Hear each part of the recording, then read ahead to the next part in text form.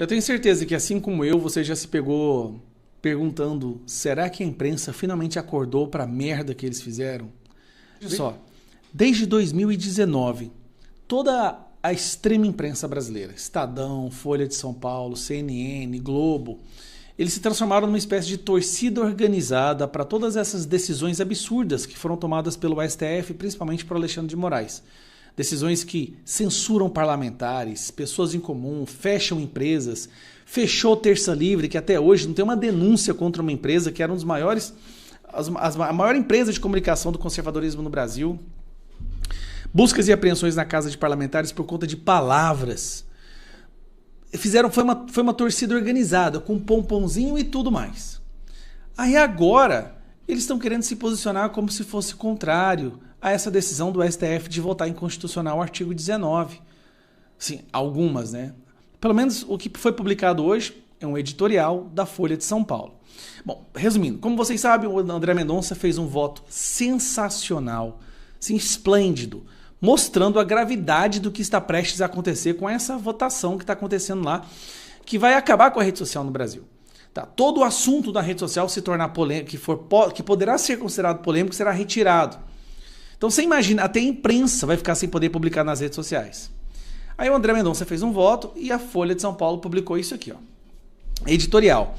Mendonça está certo sobre regulação das redes. Ministro do STF adere aos princípios constitucionais da liberdade de expressão no julgamento do Marco Civil da Internet. Olha que loucura isso daqui. Ela está falando que o voto do André Mendonça foi um bom voto porque ele adere aos princípios constitucionais da liberdade de expressão. Isso quer dizer o quê? A Folha de São Paulo está falando que os outros votos, eles se destoam, se desconectam dos princípios constitucionais da liberdade de expressão. Ou seja, ministros do STF estão votando contra a Constituição. Mas vamos ler a matéria. Vale a pena, isso aqui vale a pena, viu? O regime constitucional brasileiro assegura ampla liberdade de expressão e proíbe categoricamente a censura. Qualquer regulamentação das atividades de comunicação precisa respeitar esses mandamentos sob pena de ser banida do ordenamento legal.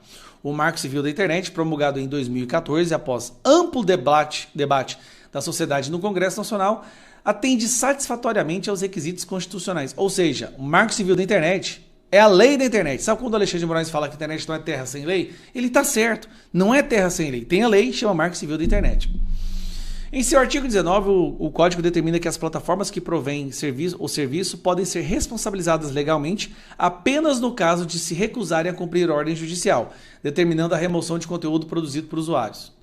Nada mais coerente com a ampla garantia à expressão do que delegar decisões de banir manifestações que ainda assim deveriam ser excepcionais e criteriosas, à autoridade do poder neutro do judiciário. Poder neutro do judiciário. Ai, eu adorei isso aqui.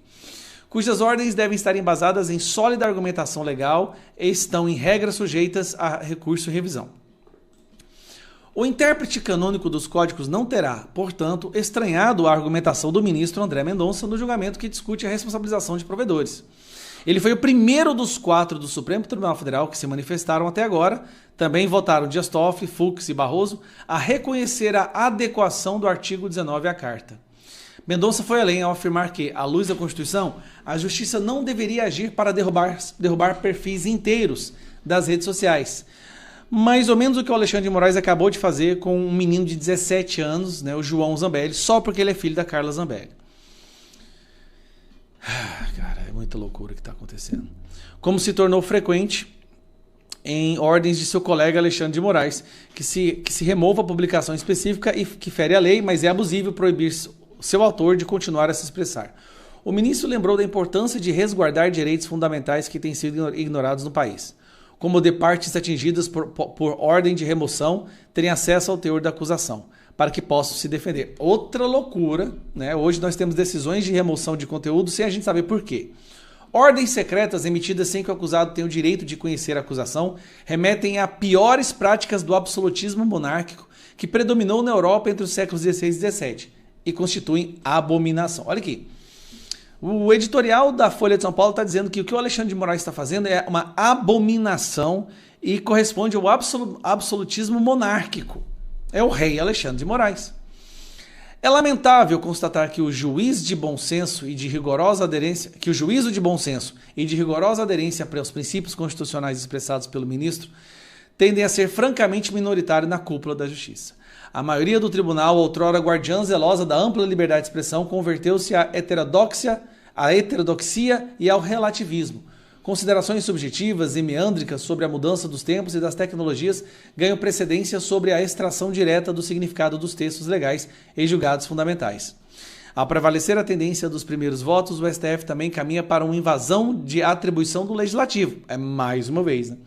A tarefa de regular a internet, aliás, já realizada em 2014, é do Congresso. Os ministros deveriam reconhecer sua limitação nesse caso. Tá bom. Acordaram, beleza. Desde 2019, Folha de São Paulo, Estadão, Globo, CNN, todas essas porcarias do jornalismo brasileiro batia palmas e defendia todas as decisões de censura.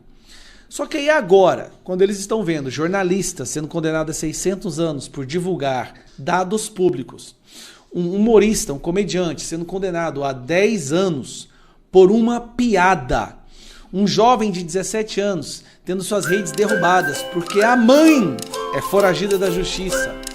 Uma outra jovem, filha do Oswaldo Eustáquio, que também teve suas redes derrubadas e conta de um banco bloqueada. Uma rede do tamanho do X sendo impedida de funcionar no Brasil. E aí ele passa a multa para a empresa vizinha que não tem nada a ver com o X.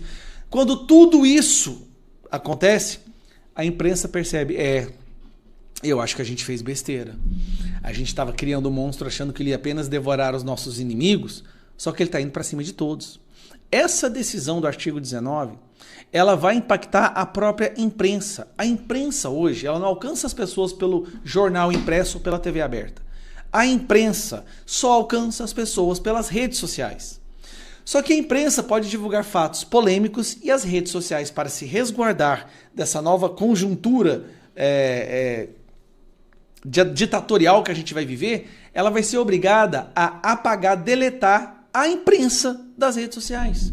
E sem as redes sociais, a imprensa não consegue o quê? Monetizar. Ela não consegue vender assinatura, porque ninguém, gente, vai direto no site da imprensa hoje. Ninguém. As pessoas veem as matérias da imprensa pelas redes sociais. Sem as redes sociais, a imprensa vai... Cara, a gente tentou avisar. A gente está desde 2019 falando, olha, isso não para por aqui. Essa fome autoritária da censura, ela nunca será saciada apenas com os inimigos do sistema. Ela vai se apoderar completamente do sistema e, inclusive, mastigar e cuspir fora a imprensa que fez de tudo para chegar onde nós estamos agora.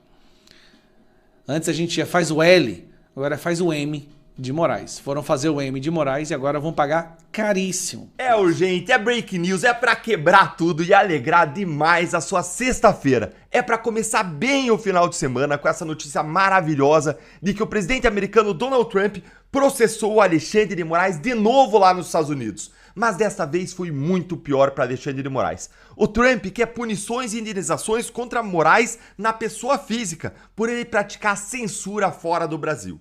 Eu já vou te mostrar essa notícia aqui estupenda, maravilhosa, mas antes eu só quero te dizer que no final eu vou te trazer uma surpresa muito bacana. Então segura até o final. E bora lá direto pro vídeo que sextou, está bom demais, e depois eu vou te mostrar os pedidos de punições pesadíssimas contra Alexandre de Moraes. Pedro, eu vou te interromper, porque tem breaking news agora, informação do momento que chega já no site da CNN Brasil, colocando em tela a reportagem assinada pelo Caio Junqueira.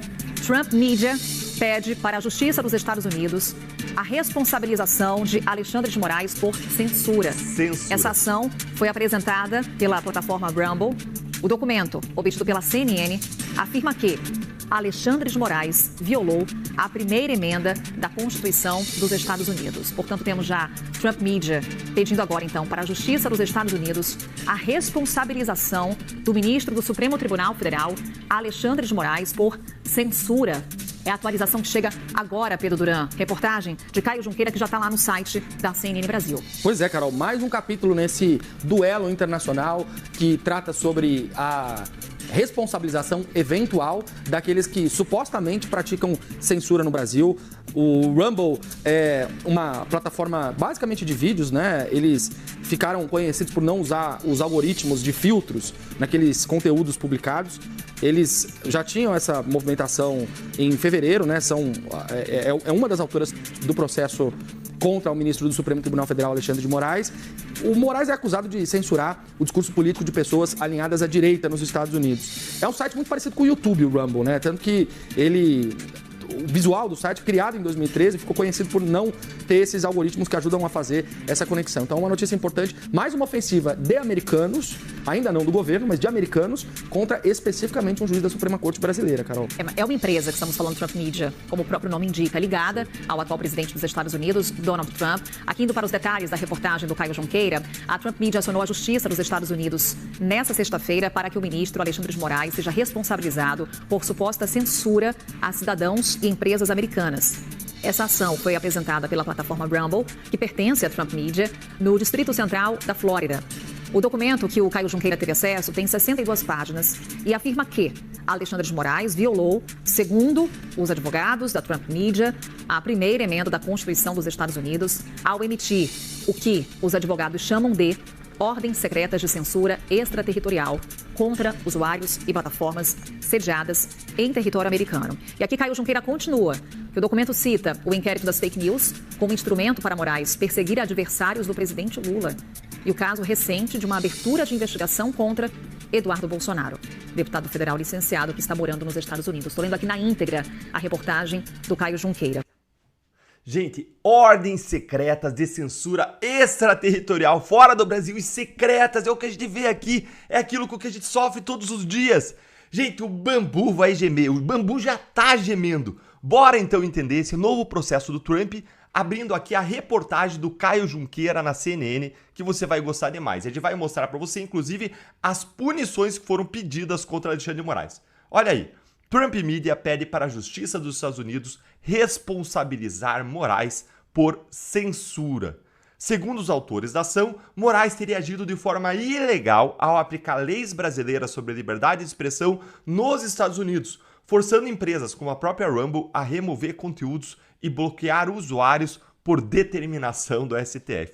Quem diria que os abusos, as ilegalidades iam acabar se voltando contra o próprio Moraes a partir de ações dos Estados Unidos?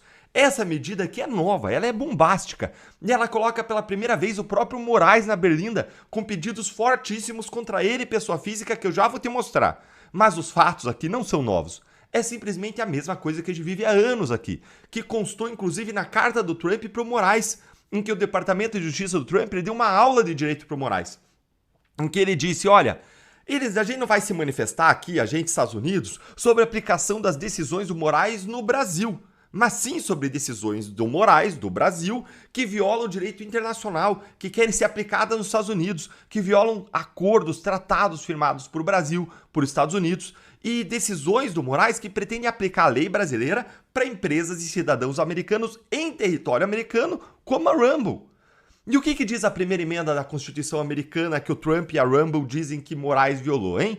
É simplesmente o trecho considerado mais importante da Constituição dos Estados Unidos. E não é à toa a primeira emenda, que diz que o Congresso não fará leis que restringam liberdade religiosa, liberdade de expressão, liberdade de imprensa, direito do povo de se reunir pacificamente e de peticionar a justiça. É uma grande consagração, essa primeira emenda, de várias liberdades fundamentais e que Moraes violou com as suas ordens de censura ilegais. Se essa explicação está te ajudando a entender esse processo, senta o dedo aí no like com força para que mais pessoas recebam essa análise, para mais gente ter um gostinho de justiça na boca. E agora vamos aqui ver quais foram as punições pesadíssimas que o Trump e a Rumble pediram nesse processo. E ainda tem depois a surpresa que eu prometi para vocês, que eu vou mostrar no final, hein? Olha aí comigo os pedidos, ó. Que declare as ordens de Moraes inexequíveis nos Estados Unidos por violarem a primeira emenda e leis locais, como a Lei de Decência das Comunicações. Isso aqui, inclusive, eles já conseguiram uma ordem parecida de uma juíza da Flórida no momento anterior, na primeira ação que moveram contra Alexandre de Moraes. Item 2. Que conceda uma liminar para impedir a aplicação dessas ordens em território americano. 3. que proíba Moraes de acionar terceiros, como a Apple e o Google, para remover o aplicativo Rumble das suas lojas nos Estados Unidos. Veja bem, tudo nos Estados Unidos. 4. Que conceda indenizações por danos comerciais, reputacionais e à liberdade de expressão. Gente, essa aqui é a mais forte, porque atinge Moraes na pessoa física. E a indenização pode ser de milhões e milhões de dólares. Isso aqui, ó, o Moraes não vai dormir com essa aí. 5. Que reconheça a responsabilidade pessoal do ministro pelas supostas violações. Responsabilidade pessoal. 6. Que conceda qualquer outra reparação que o tribunal considere adequada. Gente, parece que o ministro Alexandre de Moraes ele vai provar do seu próprio veneno, podendo ser condenado e punido por juízes de outro país por todos os abusos e ilegalidades que ele comete diariamente. E agora, olha que sensacional. O Trump ele mencionou até o inquérito das fake news e o novo inquérito aberto contra Eduardo Bolsonaro, que são usados como provas de que Moraes sim é censor e é autoritário. Olha aí. A ação também critica o inquérito das fake news aberto pela STF em 2019 e conduzido por Moraes, que é apontado no texto como um instrumento de perseguição política. O inquérito se expandiu para muito além de qualquer escopo investigativo legítimo, sendo usado para silenciar críticos do governo e da corte, afirma a empresa. Ordens judiciais sigilosas obrigam plataformas com sede nos Estados Unidos a banir usuários por alegações de discurso antidemocrático. É isso aí que a gente vê todos os dias. O caso Eduardo ilustra ainda mais um padrão de repressão política que visa pessoas e discursos residentes nos Estados Unidos como parte da campanha contínua de censura e excesso de poder judicial do juiz Moraes. Ele se junta à crescente lista de dissidentes políticos. Eduardo se junta a uma crescente lista de perseguidos políticos, diz o documento. Olha, gente, se tem uma coisa que o Trump já provou ser em toda a sua vida e carreira e história, é bom de briga. E essa briga aqui vai ser incrível de acompanhar. E você já sabe, eu vou trazer todas as novidades para você aqui, quentinhas no canal. E agora a surpresa que eu prometi para vocês. Nessa sexta-feira, hoje, eu vou viajar para um retiro cristão espiritual e por isso eu não vou poder gravar vídeos aqui para o canal no domingo, no sábado. Mas calma que nesse sábado, nesse domingo, vocês vão ter uma surpresa. Vocês não vão ficar desamparados na busca aqui de informações e análises. O canal vai sofrer um verdadeiro golpe de Estado. Legítimo aí do tipo do 8 de janeiro, né? Sem armas, com direito a dar água para os convidados. E o canal vai ser então tomado por dois amigos muito queridos, muito competentes, que vocês gostam muito, que vão trazer análises quentíssimas para vocês. Quero ver quem que vai adivinhar aí nos comentários quem são os dois convidados que a gente chamou para ter essa contato aí especial, trazer análises especiais para vocês no final de semana. Conta aí para mim nos comentários quem que você acha que é. Curte o conteúdo, se inscreve no canal se você não está aqui ainda. Aqui é a sua casa. Clica no sininho para você não perder nada que acontece por aqui. Um grande abraço e até o próximo vídeo, que hoje é sexta-feira, tá quente.